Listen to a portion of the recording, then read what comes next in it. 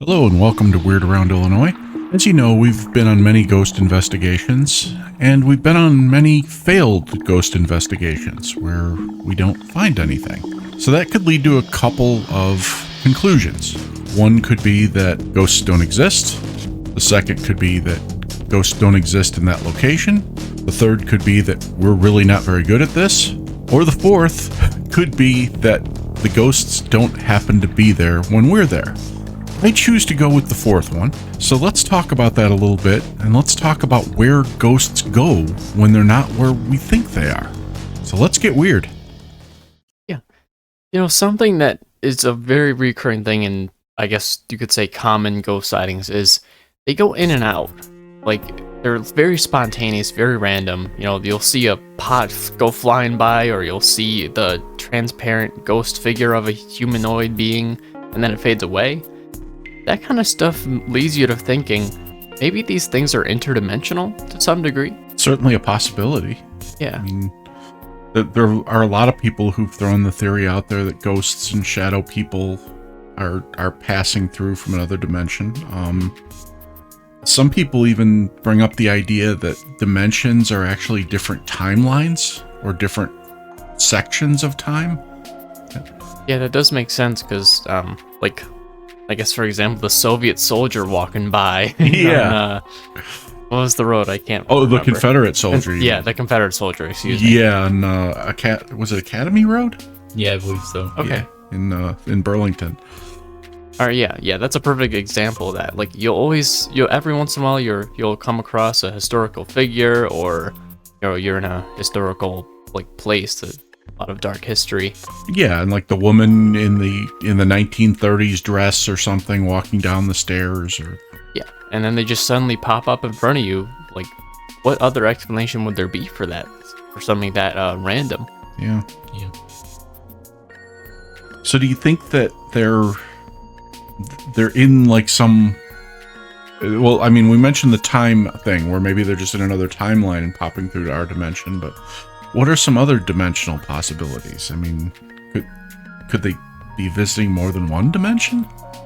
It could be. I mean, they could be in limbo right now, and they're just like spectating every other dimension. They're able to travel in every single one. That'd be kind of cool. Yeah. Yeah. That's a cool concept.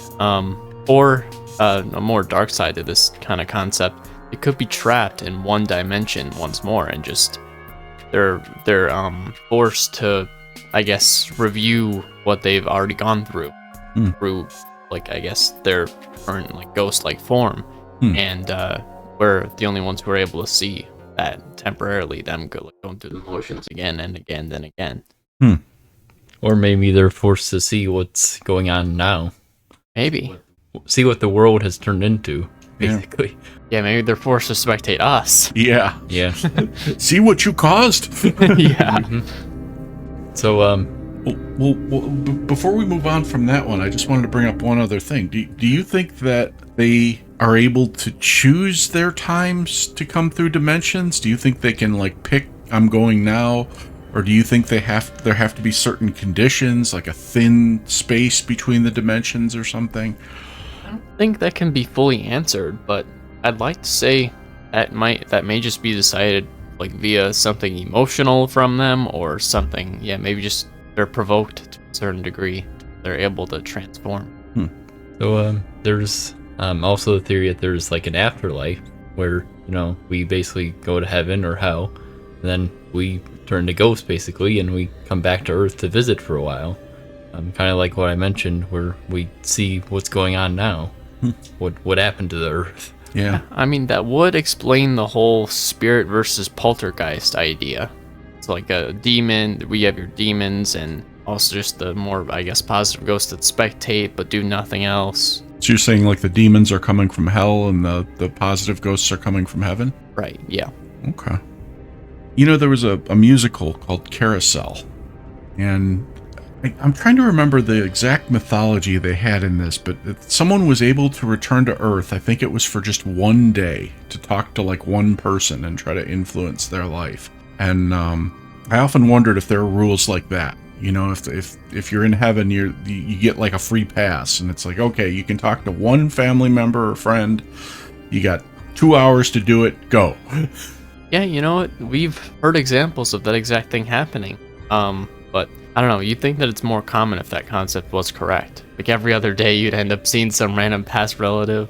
And then how do you explain how like the ghost of Abe Lincoln or Al Capone seems to show up everywhere all the time? Yeah.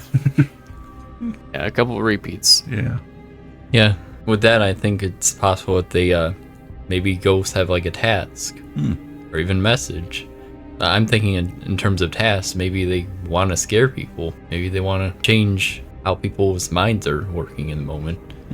Al Capone is trying to get in prohibition back. Yeah, could be. Trying to ruin everyone's lives. Gonna curse you all with prohibition.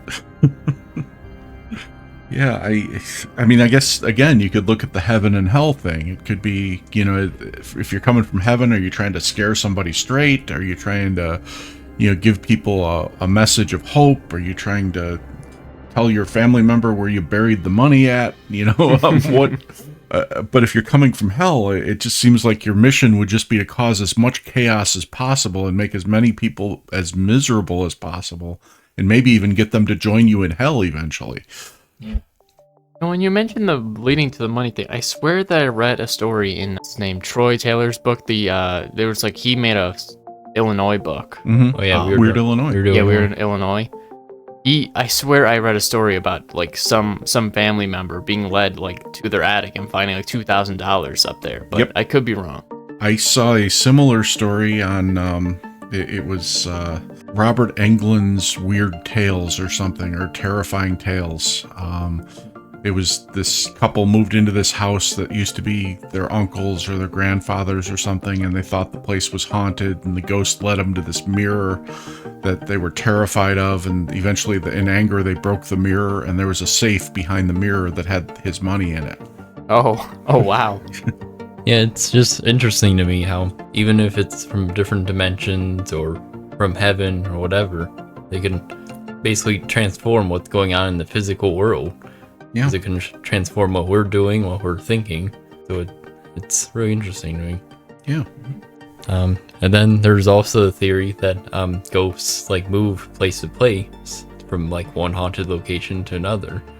Could explain why they're seeing Al Capone in Antioch and Wisconsin and Chicago, and he's just making the tour just like he did when he was alive, apparently. Yep. I would be very, very curious to investigate any of the hidden tunnels underground. Yeah. And if anyone has had experience, like maybe you're a construction worker, have like come across one of those at some point, I'd love to hear their stories. Yeah. Well, of course, a famous person did stumble upon not necessarily a tunnel, but what he thought was Al Capone's vault. That was Geraldo Rivera, the infamous journalist, very popular in the 80s and I think early 90s. And he got a big special on opening Al Capone's vault. And it was underground. They were digging into it for the better part of like 6 hours. It was must-see TV. They opened it up and there was nothing. That's a shame. Yeah. Oh, even beyond the grave, he knew where to move his money. Yeah, I guess so. They say you can't take it with you, but maybe he did. Yeah, and you know, maybe ghosts like attach to people, and maybe when people move, the ghosts move with them. So maybe that's why certain people see ghosts and others don't. Yeah, that's a possibility too. And we have heard stories of hauntings where somebody moves out of what they thought was a haunted house, only to have the haunting continue in their new house. It's true. That seems like an expensive lesson to learn, but I think it's very possible that ghosts attach themselves to people or even to objects. I mean, we hear stories all the time about like haunted objects, like the Divic box or things like that. Haunted mirrors, of course. Oh yeah, the haunted mirrors. Yeah, there's nothing to add to this, like where they might travel at least. Now, like why they may disappear, but they do travel via mirrors quite commonly. Yeah. People describe. That could be access to those portals you were talking about earlier, or it may be how they travel to heaven or hell, or it may be how they travel around the world to other haunted locations. Yeah. Well, there's another possibility we need to consider. And this one always creeps me out. It's the idea that maybe ghosts don't go anywhere. Maybe they're just always here. And, maybe ghosts don't always have the energy to contact us or move things around or turn lights on and off or whatever. Maybe they just kind of rest in the nothingness until they get enough energy or motivation to let us know they're here. But maybe they're just sitting here watching us all the time. That's quite creepy. Yes. Yeah. And yeah, that just leads to more questions. Do they have, did they maintain their emotions? Did they maintain their consciousness? Or is it just their, after soul watching? Hard to say. That anybody who can answer that question definitively is already on the other side, I'm afraid. Yeah. With that idea, there could be one right over your shoulder right now, staring Probably down is. at you. Yeah. I just hope it's somebody, in my family or an old friend or something, somebody I want to be looking over my shoulder, not like some creepy teacher from my past or something who's shaking their head because I mispronounced a word. Right. Yeah. The other thing that kind of goes into that is, if they are just hanging around, maybe it's not that they're waiting to gather energy to contact us. Maybe they've got their own thing. Maybe they've got their own tasks to do, their own missions. Maybe they're running, maybe they're working in the other realm or, living in the other realm. And it's just like a different kind of thing that we can't see. And the only time they actually cross over is when we either purposely or accidentally trigger a response from them. Maybe we say a word that reminds them of their life here, and they're like, hey, wait a minute, that's not true. Yeah. So limbo is the next step of being employed, huh? Exactly. That sounds horrible. Somewhere there's a ghost making pizzas and parking cars and just, really, really just killing it in the other dimension or the other life, but we drag them away to ours sometimes. That concept might lower the suicide rates here. Yeah, it doesn't get any better, folks. You just move on to a different job. Yeah, the government might want to start promoting that. It'll help them out. Yeah. Your stress level is not going down. It's just going to be different. So those are some options. I mean, what do you guys think? Do any of these jump out at you as ringing more true than the other ones? I'm thinking maybe ghosts attach to different people, because that would fully explain why we haven't seen any ghosts really. Yeah, I could definitely see where you're coming from with that. I feel like there's a possibility for all of these. I mean, there's been a lot of variation, so you can't explain all of them per se with that one explanation. Mm-hmm. But yeah, I think most of them can very well be true. I wonder if you could even differentiate them by the type of ghost. I mean, maybe orbs are one thing, while poltergeists are another, and shadow people are another, and full-on apparitions or something else. I don't know.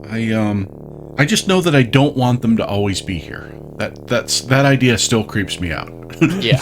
I'd rather think that they're traveling from place to place, my relatives and friends who passed on. I'm not their only relative. I'm not their only friend. I'd hate to think that they're spending all day and night every day with me, because that's not fair to everybody else. Well, maybe they're just going back and forth between all the people. They'll check in on you every once in a while, go back to their other friend. That's fine. I could live with that. I could also live with the interdimensional idea that, maybe we're seeing somebody popping in from another time and checking in on us, or maybe they're popping in from an alternate reality and checking in to see what their life would have been like if they'd have done this instead of that.